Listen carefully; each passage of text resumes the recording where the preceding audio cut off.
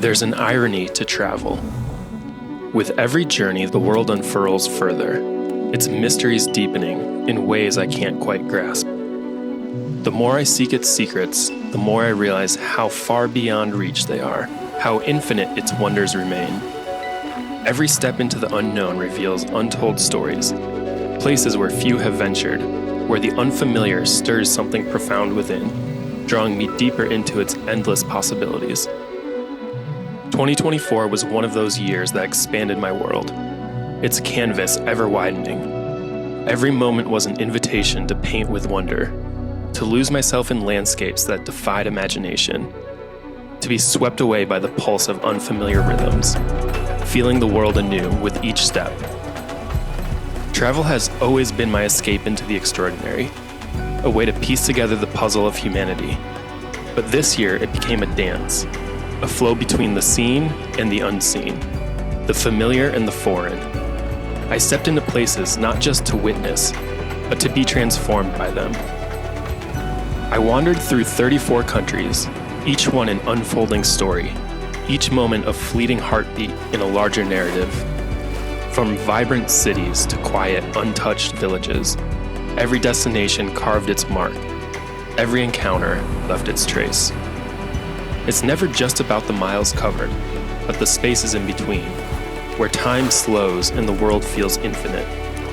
This year I found the freedom to be fully present, to soak in every second, embracing life in all its raw, unfiltered beauty. It wasn't the start of something new. It was a continuation of full-time travel, a life where every step leads to discovery. Every story told reshapes the puzzle, slowly revealing new pieces. Here are some of those pieces, unforgettable memories that have shaped who I've become and expanded my horizons even further.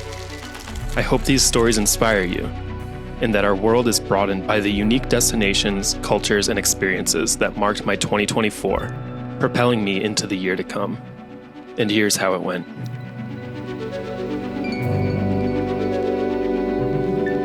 The year began with a leap across the globe, landing in the embrace of Singapore, a city where lush tropics meet the gleaming edge of modernity. The air, thick with the warmth of Southeast Asia, seemed to hum with life.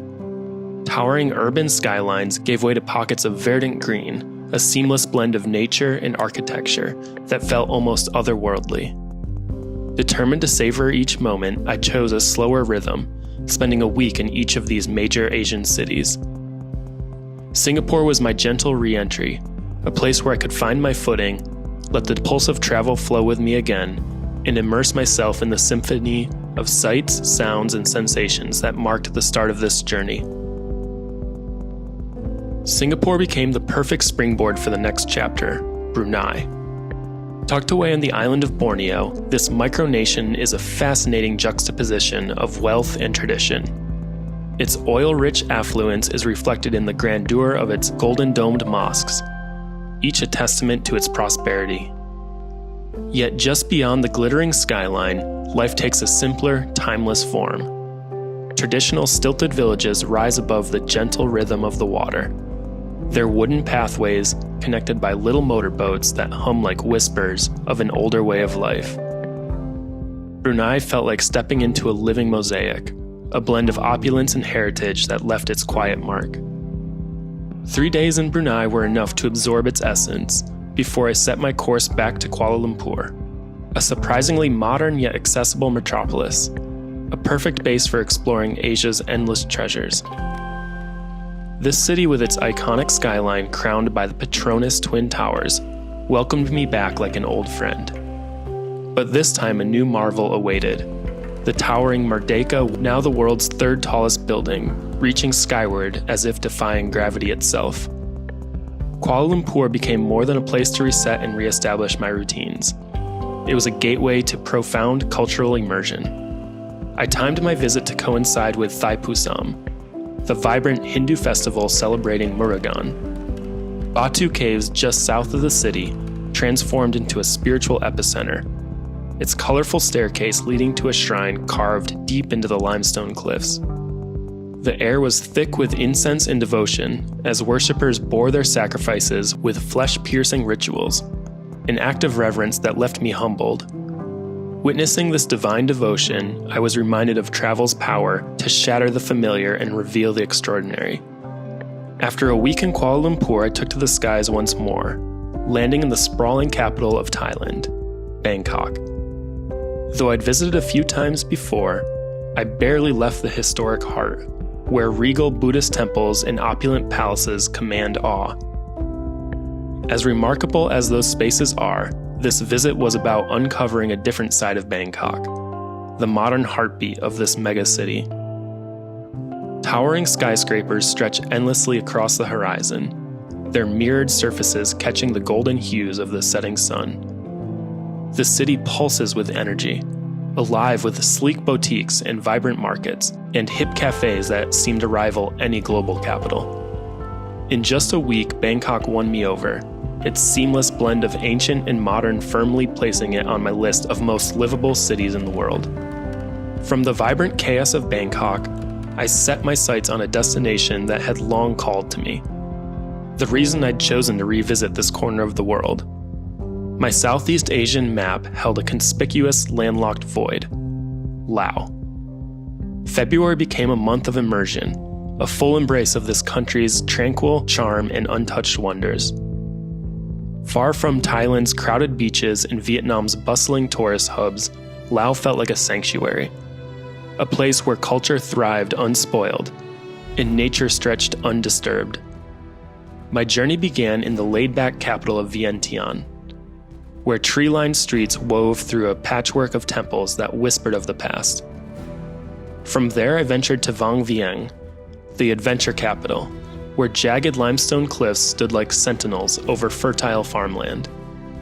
Hot air balloons drifted silently overhead, painting the skies with their vibrant colors. Renting a scooter, I roamed the dusty trails, seeking out hikes that challenged the body and offered stunning views of this breathtaking landscape.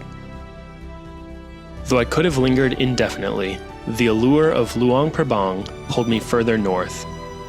This old capital with its jewel-encrusted temples and regal palaces perched above a winding river, transporting me to another time. It felt like stepping into the shoes of an early explorer, uncovering a kingdom forgotten by the world. But even Luang Prabang wasn't the end of the road.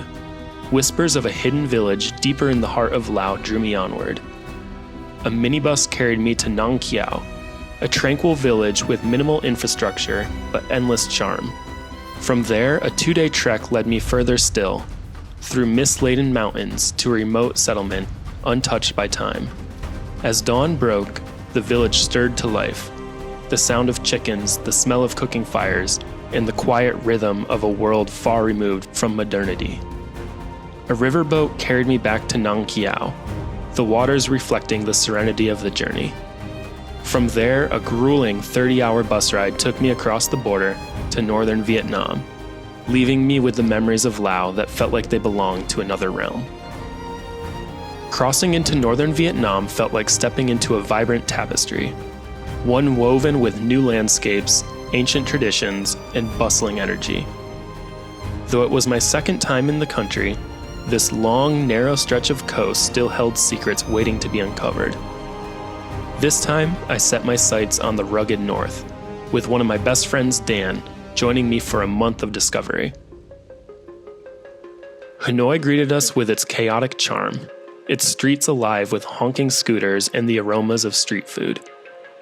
After a few days navigating its labyrinth alleys, we headed north to the misty mountains of Sapa, where the weather was nothing short of perfect. By foot, we wandered from village to village, sharing life with the vibrant hill tribes whose traditions painted the landscape in vivid color. The journey south led us to Ninh Bình, Vietnam's ancient capital, where towering limestone cliffs layered the horizon like something out of a dream.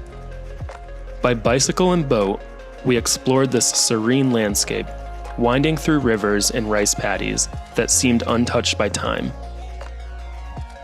From there, we headed to the coast, trading the tourist-heavy Halong Bay for the tranquil shores of Cat Ba Island. Here, the same limestone cliffs we'd seen in Ninh Bình rose dramatically from the ocean, forming a seascape that felt otherworldly.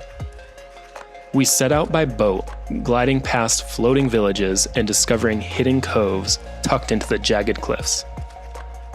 Our northern tour came full circle in Hanoi, where the city's organized chaos embraced us once more. Amid the swirl of scooters and the hum of daily life, we found time to indulge in Vietnam's rich culinary traditions, capping off a trip that was equal parts adventure and cultural revelation.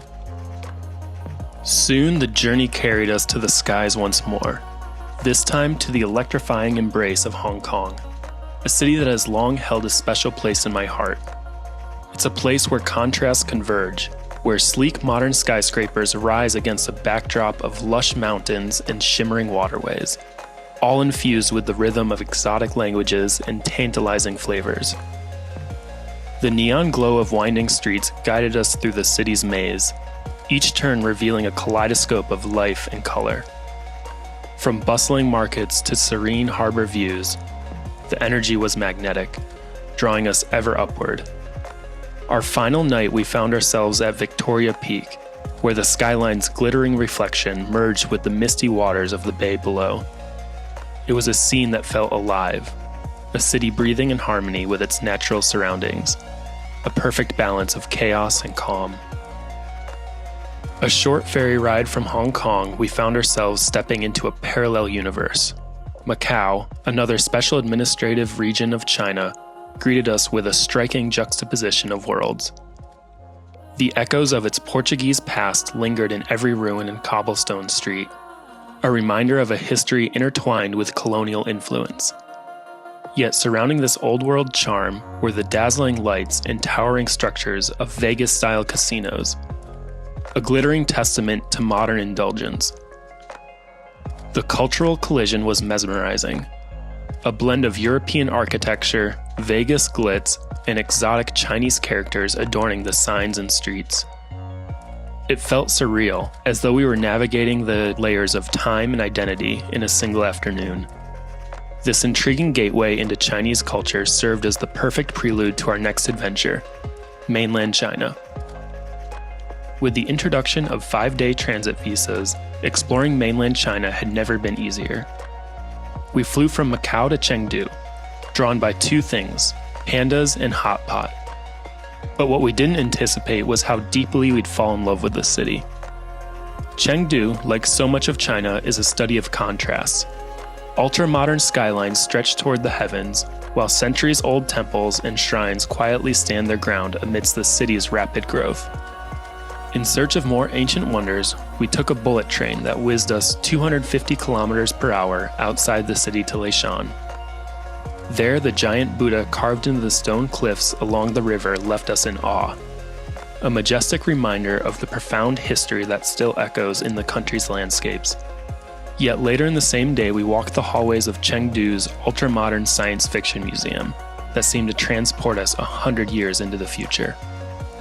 Our 100 hours in China left us with a hunger to explore more of the country, but the clock was ticking, so it was time to move on. I flew directly to Bali, seeking a few days of rest and rejuvenation before setting off for my final Southeast Asian destination, Timor-Leste. This was one of those countries that I knew next to nothing about, which of course made it all the more irresistible. Tucked away in the Indonesian archipelago, Timor-Leste shares its island with Indonesia, but its story is uniquely its own. It's a place defined by its recent fight for independence, first from Portugal and then from Indonesia. As I explored the country, I unearthed its complex history. Wandering through vibrant cultural markets, eclectic graveyards, and visiting a towering Christ the Redeemer statue, a poignant tribute to its Portuguese past. Timor-Leste was a true adventure, and I embraced it fully.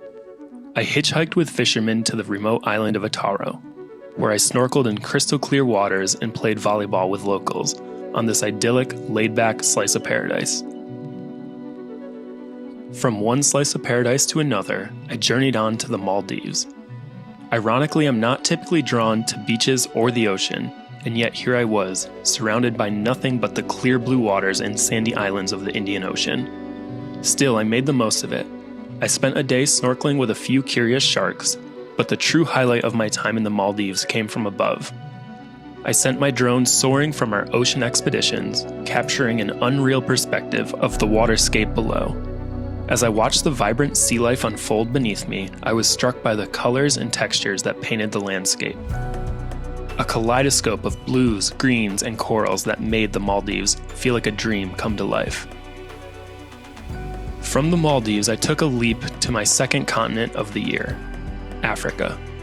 My parents, living here for part of the year, became the perfect reason for a family reunion. My sister, brother-in-law, aunt, and uncle all gathered in Kenya for 11 days of unforgettable adventure. We began with a walking safari on Crescent Island, where we came face to face with wild animals in their element before heading out into the heart of the Masai Mara.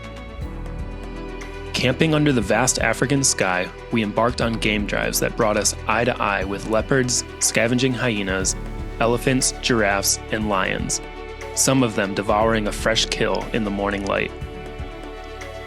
Amongst the roars of the wild, we visited a Maasai village, where we learned how these resilient tribes have coexisted with the land and its creatures for centuries, partaking in a few of the ancient traditions and dances. After our time in the bush, we found respite in the rolling hills of vibrant tea plantations.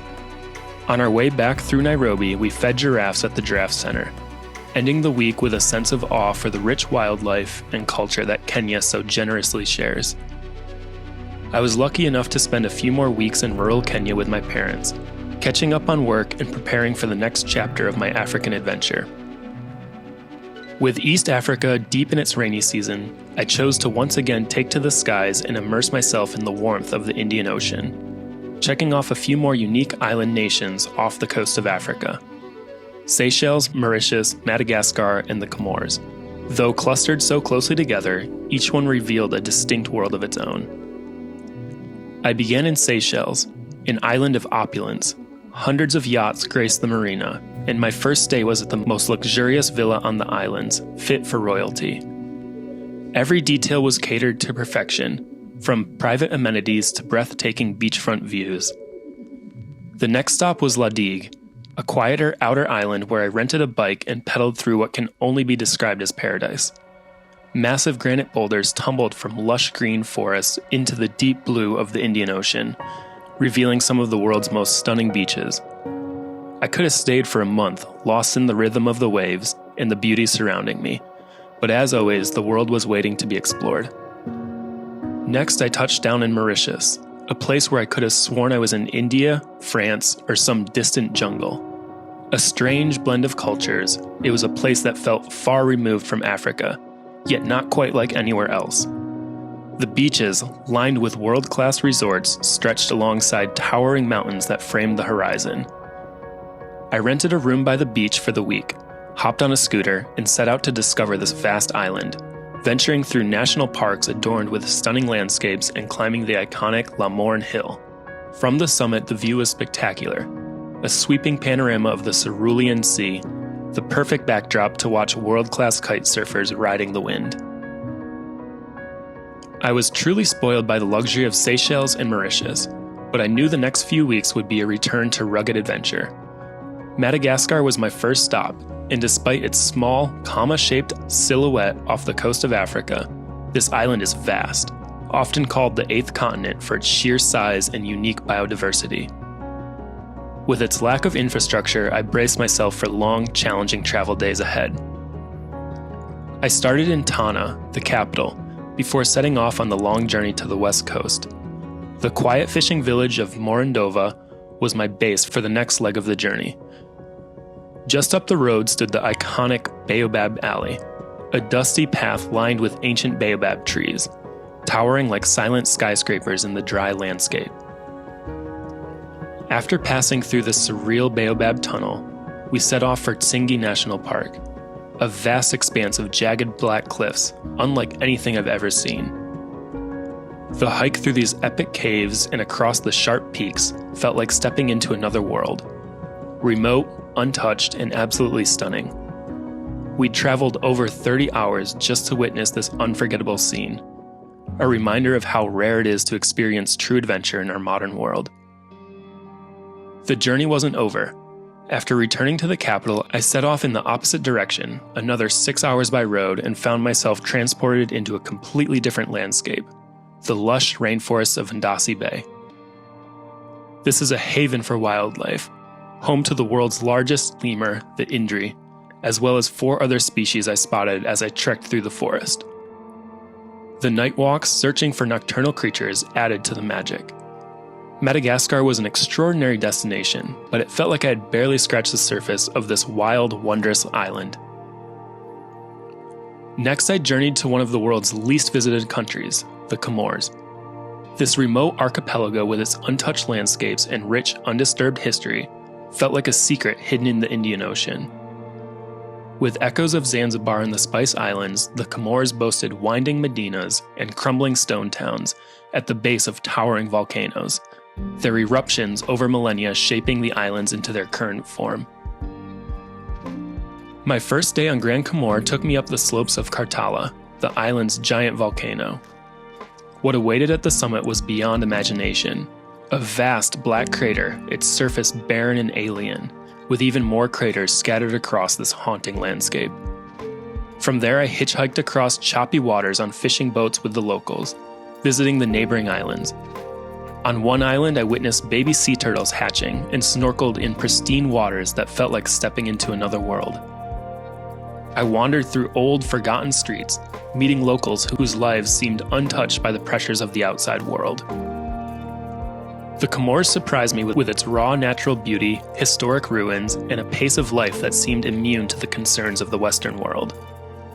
As I left these hidden gems behind, I found myself wondering why some places remain so off the beaten path while others are overrun with tourists. My 2-month journey through the Indian Ocean had come to an end, and it was time to shift gears and head north to the third continent of the year, Europe. After weeks in the remote corners of the Indian Ocean, it was time for a change of pace.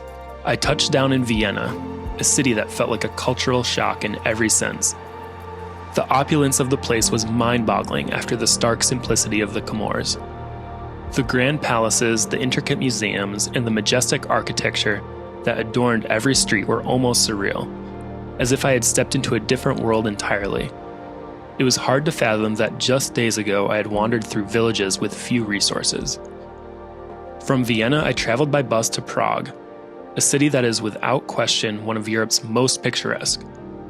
The Gothic spires of its skyline stood like sentinels above the winding river that gently split the old town, its calm waters reflecting centuries of history. I found myself lost in the beauty of the city, grateful for these days of quiet reflection before flying even further north, past the fjords of Norway, to the final frontier, the Arctic.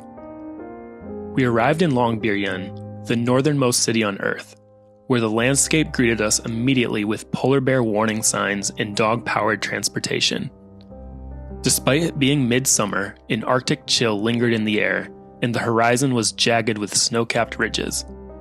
It was late June and the sun never dipped below the horizon as we set sail on a 12-day expedition cruise that would soon become the adventure of a lifetime.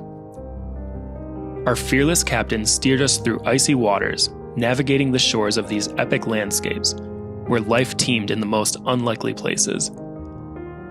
The skies were alive with chirpy Arctic birds soaring above craggy cliffs while glaciers cracked and calved into massive icebergs.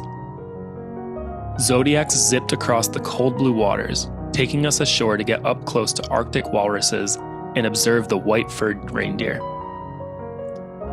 Finally, our search was rewarded with a sighting of the elusive polar bear, the very symbol of this frigid realm.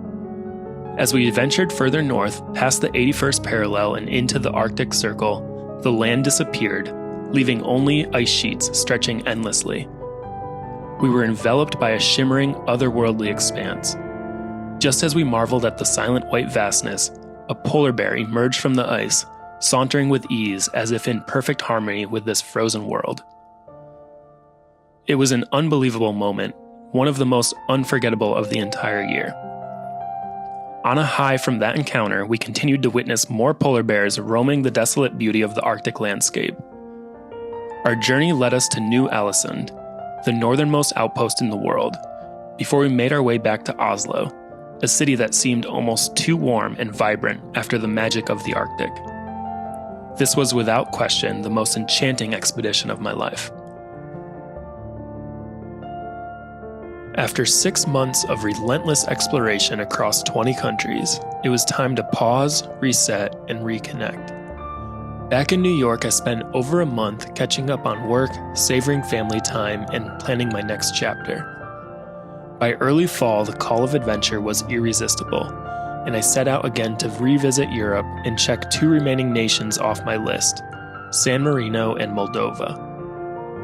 My journey began in Paris, a fleeting layover that allowed me to wander the gilded streets of the City of Light.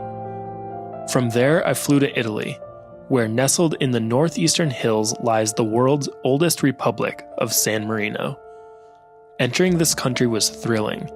In some ways, it felt exactly like Italy, but in other ways, it was taking a step back in time to how Europe's landscape was once divided.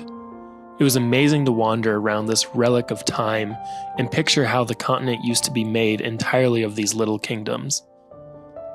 It felt like a movie wandering these ancient stone streets that wound their way up to the 3 castle spires that crested the hilltop. Since I was in Italy, I indulged in one of my favorite countries.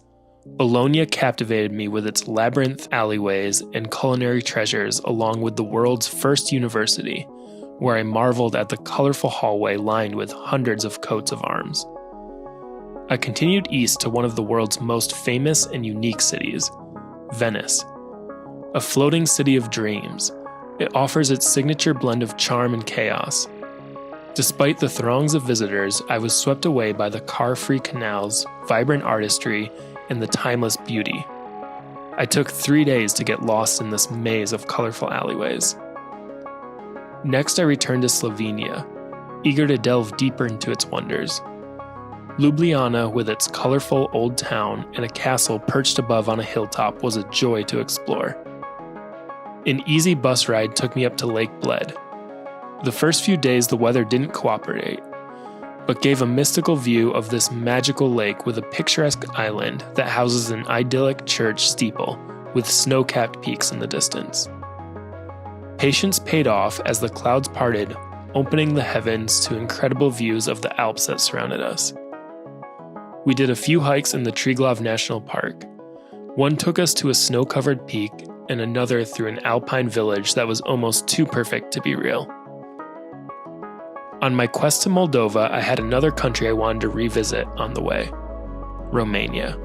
A few years ago, I had also done a quick trip through this region and wanted to see a few of the Transylvanian towns I had skipped last time. I started in Cebu. I had hardly known of this city before I booked my trip, but immediately fell in love. It is a perfectly preserved medieval walled city with incredible Gothic-spired churches that offer stunning 360-degree views of the colorful old town and surrounding mountain ranges. From here, it was an easy couple-hour train journey to Brasov, another picture-perfect Transylvanian city nestled in the Carpathian foothills. I've really enjoyed revisiting a few of these European countries, but alas, it was time to continue eastward to one of my final European countries, Moldova. Far from the typical tourist path, Moldova had an authenticity that is rare to find in this era of travel. I happened to visit the capital of Chisinau on one of its major holidays, so the city was alive with music, dancing, and festivities. The electric atmosphere added to the otherwise mundane post-Soviet architecture, but I loved seeing a place that so few venture. I also took a day trip out to one of the country's old historic monasteries and the famous wine country, home to some of the world's largest underground wine cellars. This month of backpacking Europe reminded me I could return to this continent every year, and there would always be a new small town or national park to discover in this vast cultural landscape. But another bucket list cultural celebration awaited me on the other side of the world. It was almost Halloween, and for years I had wanted to visit Oaxaca during the Day of the Dead. I thought I had arrived a few days early for the holiday, but it turns out the whole city was already fully decorated and ready to welcome back their ancestors for a festival full of parades and communing with loved ones. I was immediately thrown into days of parades and drinking mezcal with thousands of people dressed up in their spooky outfits. Amidst the revelry, it was important I understood the deeper reason for the celebration.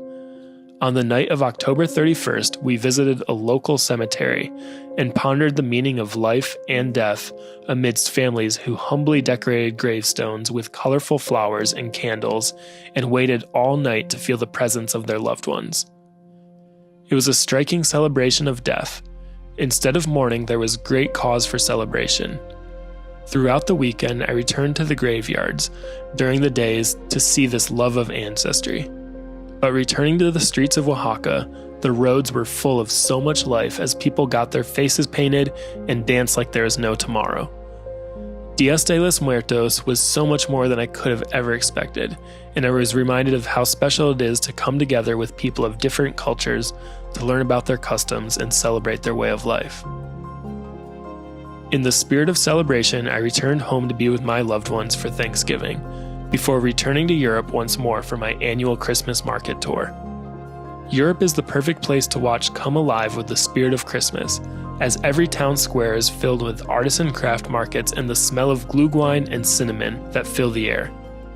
This year I visited 6 different markets starting in Prague and working my way up to the Baltics. Along the way I visited Wrocław and Krakow, Poland, Vilnius, Lithuania, Tallinn, Estonia, and finished in Riga, Latvia. Each city had its own unique style and flavors, but I loved getting to experience this special time of the year surrounded by the colorful and quaint town squares in the old towns of Europe.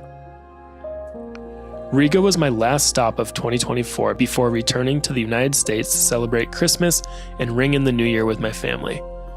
It's always strange to sit here in New York at the end of the year thinking back on all of these places I've been.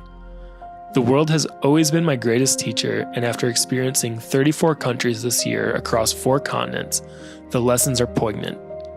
I'm always struck by the humanity we share, the desire for love and belonging, the way different regions and upbringings shape our beliefs and customs, and I'm just so lucky to be able to get a small glimpse into all of the diverse ways of life.